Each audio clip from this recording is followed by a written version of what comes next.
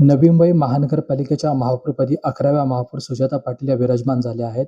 त्यानंतर नवी मुंबई महानगरपालिकेचा यंदाचा पहिला अर्थसंकल्प त्यांनी सादर केलाय. काल साधारणतः 12 ते 14 तास या विषयांवर अर्थसंकल्पावरती चर्चा झाली आणि ही चर्चा होत असताना नवी मुंबईकरांना नेमकं या अर्थसंकल्पातून काय-काय मिळणार आहे, हे आपण त्यांच्याकडनं जाणून घेऊयात. मॅडम नमस्कार. आपण महापौर या शहराचे एक प्रथम नागरिक आहात आणि या नवी मुंबईकरांसाठी आपण काय-काय नवनवीन योजना या अर्थसंकल्पामध्ये केलेल्या आहेत? नवी मुंबई महानगरपालिकेच्या माध्यमातून आत्ताच काल आपण जो अर्थसंकल्प मंजूर केलेला आहे.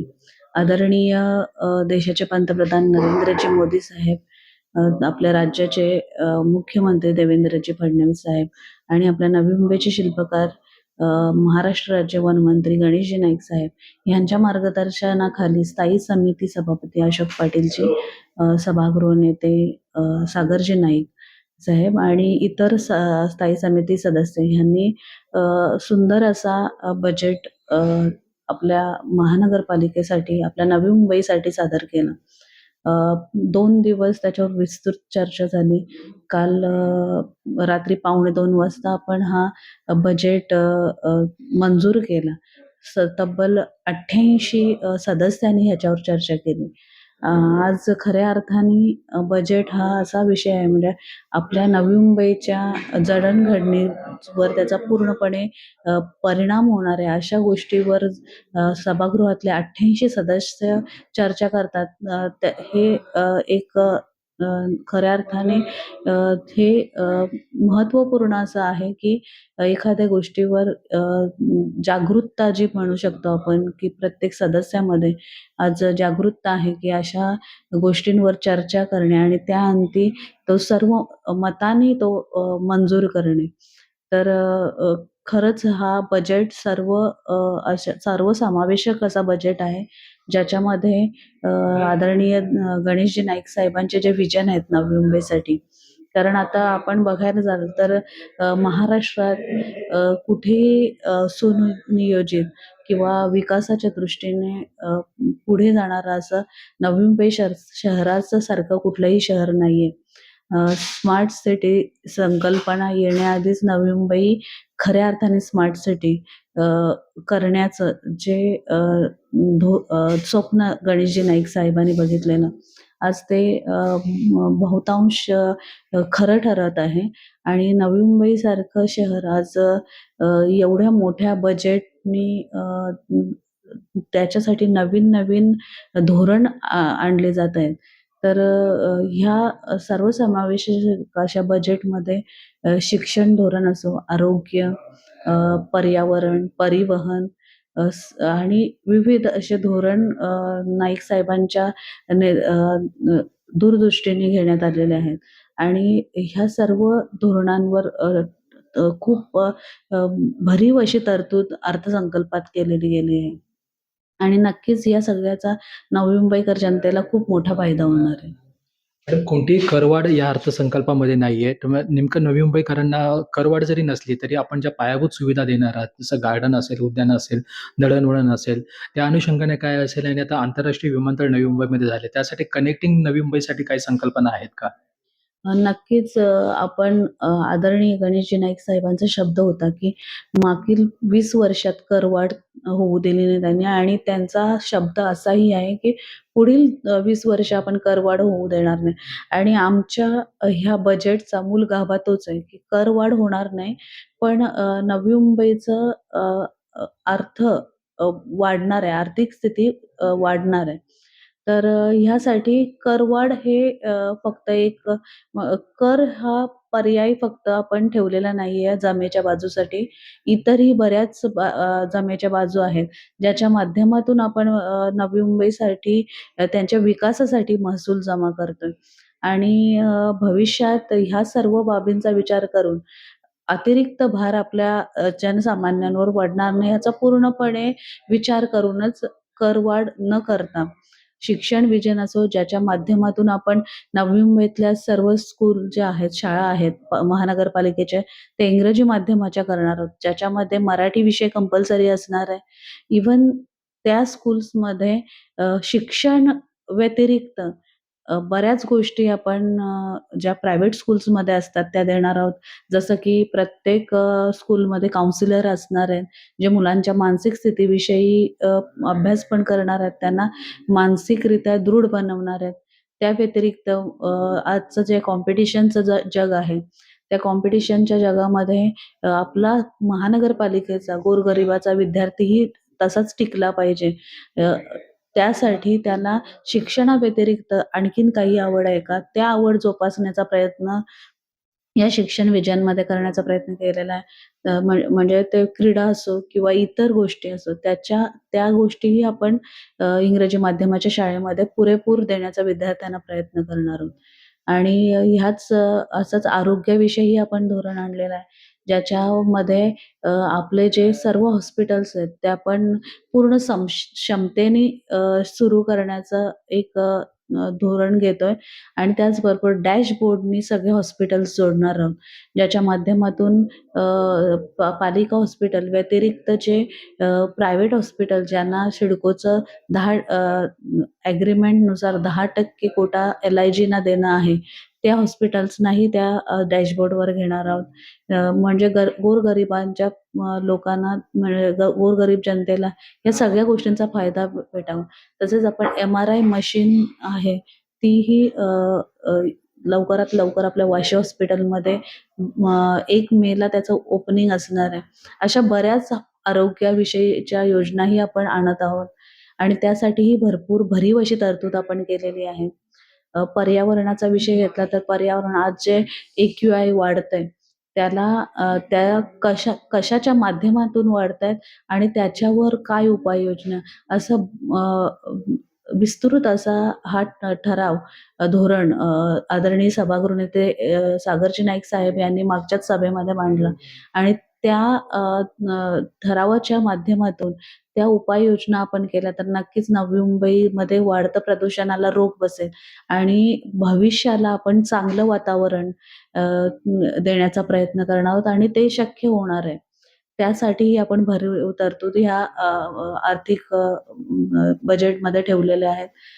त्याचबरोबर परिवहन ही आपल्या नवी मुंबईची रक्तवाहिनी बोलली जातं. म्हणजे कनेक्टिव्हिटी त्याच्या माध्यमातून पूर्ण नवी मुंबईभर होते आणि ह्या परिवहनच्या माध्यमातून आपण एक नवीन योजनाही आणतोय, ज्याच्यामध्ये महिला सक्षमीकरण हा जो आपण लखपती दीदी योजना जी शासनाची आहे, त्याचा पहिला टप्पा आपण म्हणू शकतो. महिलांना आपण ह्या पहिल्या टप्प्यामध्ये 400हून अधिक महिलांना परिवहन आणि समाज विकासच्या माध्यमातून बस ड्रायव्हर म्हणून ट्रेनिंग देणार आहोत आणि त्यांना अ, अ, त्या आपल्या NMT बसमध्ये चालक ह्या पदावर त्यांना रुजू करणार आहोत.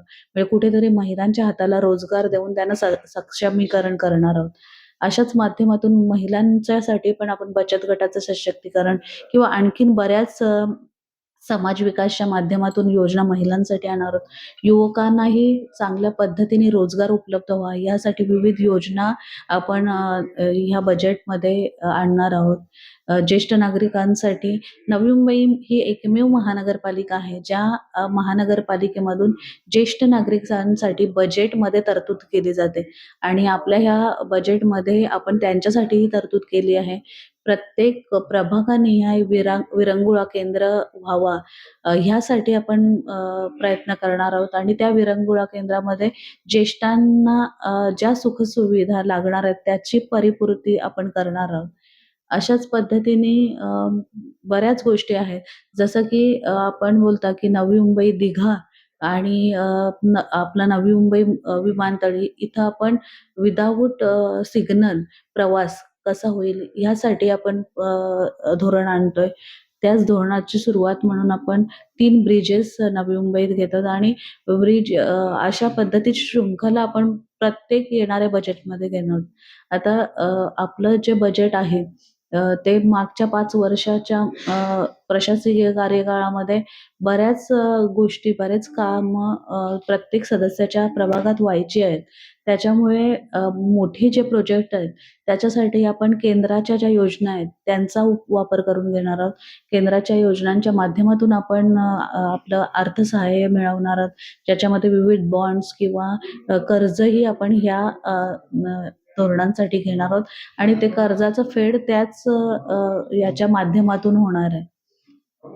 मॅडम, नवी मुंबई शहराची एक ओळख आहे, की मोरबे धरण आणि नवी मुंबई हे एक पाणी देण्याचा जो पहिला निर्णय, धाडसी निर्णय आर. पाटलांच्या काळामध्ये घेतलेला आहे.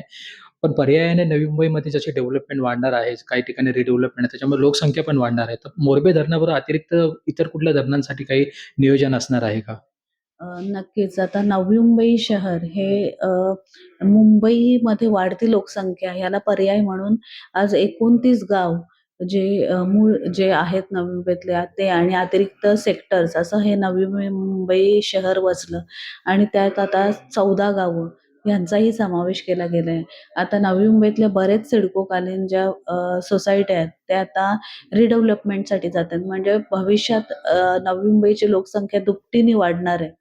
आज जे आपण मोरबे धरण आपल्या मालकीचं आहे, त्याचं पाणी आपल्याला अ, अ, 10 वर्षापर्यंत पुरेसं होईल असं आपण विचार विचार केलेला आहे, की म्हणजे जेव्हा ते बांधलं त्याच्यानंतर कमीत कमी 50 वर्ष आपल्याला अ, पाणी पुरवठा उत्तम राहील असं नियोजन होतं ते.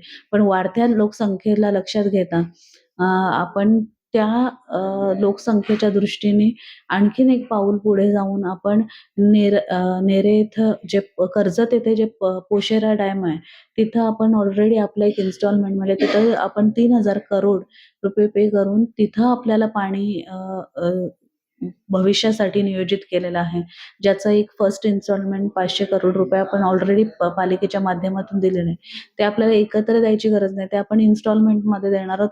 पण भविष्यात नवी मुंबईकरांची पाण्याची तहान जी आहे ती भागवण्याचा एक पर्यायी व्यवस्था आदरणीय गणेशजी नाईक साहेबांच्या माध्यमातून आधीच घेतली गेली आहे. कारण खऱ्या अर्थाने जेव्हा आपण म्हणतो, की पालकमंत्री जरी गणेशजी नाईक साहेब पालकमंत्री नवी मुंबईचे नसले, तरी पालकत्व कशा पद्धतीने असावं, पालकत्व काय असावं हे उदाहरण त्यांच्या कृतीतून दिसतंय. आज भविष्याची जी गरज आहे, ती आदरणीय गणेशजी नाईक साहेबांनी आधीच ओळखून नवी मुंबईसाठी ते नियोजित केलेलं आहे. अशा बऱ्याच तरतुदी भविष्यासाठी आदरणीय नाईक साहेबांच्या माध्यमातून होत आहेत आणि असं नेतृत्व नवी मुंबईला लाभलं हे नवी मुंबईचं भाग्य आहे. आपण उच्च शिक्षित आहात, परंतु विरोधकांना पण आपण एक सडेतोड उत्तर देताय आणि त्यांच्याशी आपण एक वेगळं एक मूड बांधायचा प्रयत्न करून हे सभागृह आतापर्यंत चालवलेलं पाहिजे. मग कोणताही प्रश्न असला तरी ते अगदी तुम्ही पोटतिडकीने ते जरी मांडत असले, तरी तुम्ही ते ऐकून घेऊन त्यावरती पर्यायी मार्ग काढता. नेमकं विरोधक आणि सत्ताधारी यांना तुम्ही एक मूड बांधण्यामध्ये यशस्वी झालात का? अ, विरोधक आणि सत्ताधारी कसं आहे, की एखादी गोष्ट सत्ताधाऱ्यांना पटली असेल, तर त्या गोष्टीवर विरोध करणं हे विरोधकांचं काम आहे. आणि प्रत्येकजण प्रत्येकाची बाजू मांडत असतं. आणि एक पीठासीन अध्यक्ष म्हणून मला सभाध्यक्ष म्हणून त्या दोन्यांची सांगड घालून कसं सुरळीतपणे सभागृह चालेल, हे मला करायचं आहे. आणि आत्तापर्यंत ते शक्य झालंय. कदाचित विरोधक एक महिला महापौर म्हणूनही थोडा सॉफ्ट कॉर्नर दाखवून थोडं शांत होत असते. पण प्रयत्न हाच आहे, की सभागृह सुरळीत चालावं आणि जे नवी मुंबईच्या हिताचे डिसिजन ह्या सभागृहात येणार आहेत, ते योग्य पद्धतीने घेतले जावेत.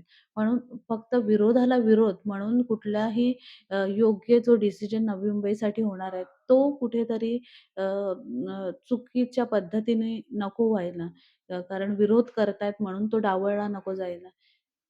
तर सत्ताधारी जर जे प्रश्न आणणार आहेत किंवा जे नियोजन करणार आहेत ते नवी मुंबईच्या हिताचे आहेत. तर ते नक्कीच अ, अ, मंजूर झाले पाहिजेत. हा उद्देश असतो आणि त्याच्यामुळे विरोधक करत असताना कुठेतरी त्यांना शांत करून सभा सुरळीत आणि शिस्तबद्ध पद्धतीने चालवणं हे माझं काम आहे. आणि ते आत्तापर्यंत शक्य झालंय. ह्याच्यापुढेही सत्ताधारी आणि विरोधक यांचं दोघांचंही सहकार्य मला मिळेल आणि ह्या पद्धतीने कार्य होईल. निश्चितपणे या होत्या महापौर सुजाता पाटील, की त्यांनी सांगितले की नवी मुंबई शहराला कोणतीही करवाढ नसली तरी या शहरासाठी विकासात्मक आणि धोरणात्मक पाऊल आपण गणेश नाईक यांच्या नेतृत्वाखाली टाकलेलं आहे आणि या शहराचा सर्वांगीण विकास होईल. नवी मुंबई आंतरराष्ट्रीय विमानतळावर या ठिकाणी कनेक्टिव्हिटी वाढेल असा विश्वास त्यांनी या अर्थसंकल्प या विशेष याच्यामध्ये व्यक्त केलेला आहे. ज्ञानेश्वर जाधव, नवी मुंबई.